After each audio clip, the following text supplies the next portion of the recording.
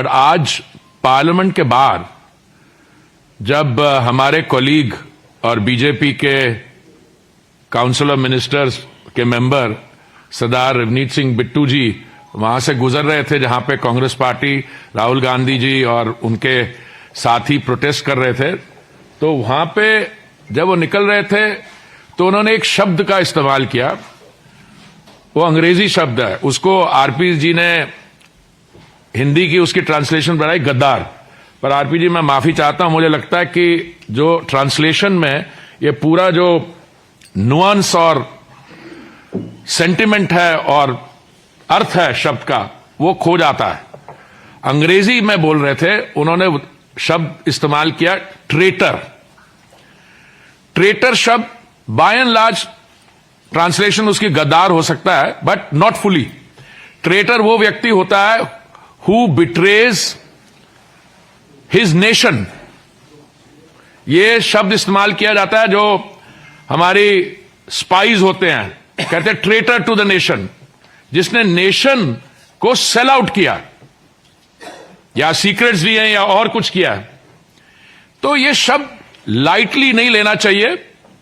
और मैंने तो उससे ये घटना कोई शायद 11 बजे आसपास थी है ना, तो मैंने उसको थोड़ी देर बाद ही, मैं क्योंकि बिजी था पार्लियामेंट के काम में, मैंने सोशल मीडिया में पोस्ट डाली। नॉर्मली हमारी पोस्ट बहुत लोग डालते हैं, पर 1 घंटे के अंदर अंदर it crossed several thousand likes and views, 30-40,000। ये सिख कम्युनिटी के लिए बहुत सीरियस इशू है। सीरियस क्यों? क्योंकि ट्रेटर कौन होता है? ट्रेटर होता है जो अपने देश के साथ, आरपीजी का मैं शब्द इस्तेमाल करूं, गद्दारी करे। पर बिट्टू जी कौन है? He is not just a member of parliament elected from Ludhiana. He is not just a member of a Sikh family जिन्होंने देश सेवा किया। इनके अपने ग्रैंडफादर सरदार बेअंत सिंह जी, जो पंजाब के मुख्यमंत्री थे, he fell to an assassin's bullet. तो ऐसे आदमी को और या कम्युनिटी को, बाकी हमारी कम्युनिटी की जो सैक्रिफाइसेस हैं, मैं इमोशनल नहीं होना चाहता हूं, but you know we are celebrating the 350th martyrdom anniversary of Guru Tegh Bahadur ji, हमारे 9th Guru Sahib. Historic sacrifice, religious freedom और ह्यूमन डिग्निटी के उन्होंने जो किया, साहिबजादे उनकी जो हमारी शहादत थी उसको लेके, उसके अलावा ये मैं इसलिए नहीं कह रहा क्योंकि हम 3 यहां पे साफा पहन के 3 भाई बैठे हैं, बट सिख रिलीजन की आप अगर फाउंडिंग देखें, गुरु Nanak Maharaj Sahib, it is a message couched in humanity. Sikh religion के बारे विशेषता क्या है? साथ बैठ के लंगर, जमीन पे बैठ के सब langar seva, kirtan, group hymn singing, everyone is equal, gender equality. Our gurus are great conservationist. अभी आपने वो कंजर्वेशन की बात तो अभी शुरू की है, और यू नो ग्रीन एटसेट्रा, हमारे आप पढ़िए हमारा इतिहास। और उसके बाद 1984 में there was a desecration of the Golden Temple. किसने किया?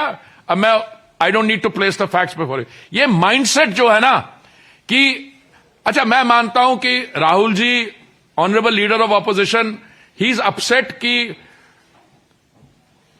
बिट्टू जी उनकी पार्टी में थे और उनकी पार्टी को छोड़ दे। बट तो ये कहना है कि अच्छा भाई, मैं समझ सकता हूं कि अगर आपको इस पर नाराजगी एक्सप्रेस करनी है तो कहिए, अरे my friend, my long lost friend, उसने ये भी बोला यू विल कम बैक। अरे एक तरफ से उसको बोला है traitor, traitor you will come back. अरे मेरे भाई, अगर ट्रेटर है, तुम्हारे और भी कई दोस्त यार होंगे, मित्र होंगे जो ट्रेटर होंगे, but then why do you want him to come back if he is a traitor? No, it's a mindset. Desecration of Golden Temple 1984, और day in and day out. पहले तो होता था कि अब देश से बाहर निकलते थे तो ऐसे शब्द इस्तेमाल करते थे, देश की trying to undermine the country. अब बैठ के is undermining, not undermining, criticizing members of the armed forces. आपको पता है सिख्स की परसेंटेज ऑफ पॉपुलेशन कितनी हो? 2% तो काटी होगी ना, पौने 2%. और what is our contribution to the armed forces? 20% plus.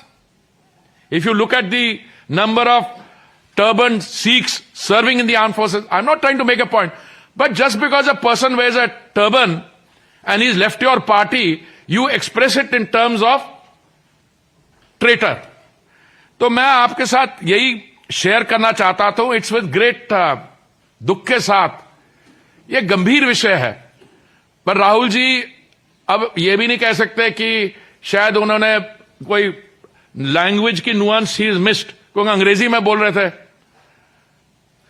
अगर हिंदी में बोल रहे होते तो कहते हैं शायद उनका हाथ तंग है, जैसे मेरे बातें कहते हैं कि मेरा हाथ भी थोड़ा तंग है. हाथ तंग नहीं है, इसलिए कि मैं 40 साल बाहर रहा हूं तो अभी वापस आ गया. पंजाबी इज इजियर, बट ये शब्द एकदम अनएक्सेप्टेबल है. और हमारे कॉलीग है सिरसा जी, उन्होंने भी मैंने देखा कुछ प्रेस में स्टेटमेंट दिया. और आने वाले समय में मैं चाहूंगा कि to label anyone from any community with the characterization of being a traitor is unacceptable. But all the more so when that person comes from a family which has itself paid a price. तो बिट्टू जी का मैंने बयान देखा, वो कह रहे क्या कह रहे थे जब इनके बारे कह रहे they are victims of terrorism, तो उन्होंने कहा my grandfather used to say I am also a victim of terrorism. He used to say about his grandfather. So it is extremely unfortunate. और मैं कंक्लूड करना चाहूंगा, मेरा यह मानना है कि पार्लियामेंट्री डिस्कोर्स, चाहे वो हाउस के अंदर हो, चाहे वो आउटसाइड द पार्लियामेंट हो, whether it is amongst members of your own party or opposition, it has to be grounded at all points of time in decency, in the use of language which is dignified, and offense of the kind meant where you are questioning a person's credentials, service to the nation. This is most unacceptable. So I join my colleagues RPG and Lovely ji, and I'll request them to say a few words before we conclude. मैं निवेदन करूंगा lovely जी से कि वे भी अपना पक्ष रखें, परंतु उससे पहले एक बात मैं जोड़ना चाहता हूं बीच में. राहुल गांधी विदेश गए थे, वहां जाकर एक बच्चे को कहते हैं कि आपको सेकंड क्लास सिटीजन की तरह ट्रीट किया जाता है. बिल्कुल. We are treated as second class citizen. आपको वहां पर दस्तार पगड़ी नहीं बांधने दी जाती, आपको वहां पर कड़ा नहीं पहनने दिया जाता, आपको गुरुद्वारे नहीं जाने दिया जाता. ये कह रहे हैं ट्रेटर.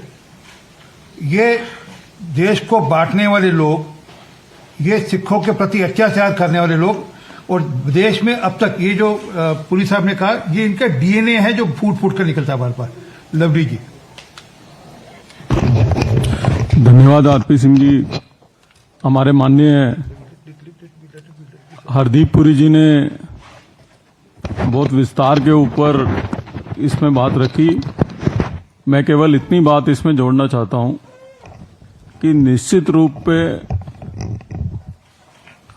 पूरी की पूरी सिख कम्युनिटी में, सिख कम्युनिटी के विचारों के साथ सहमत रहने वाले सभी कम्युनिटीज में राहुल गांधी के इस रिमार्क को लेके बहुत एंग्विश और बहुत गुस्सा जो है चारों तरफ पूरे देश भर में है.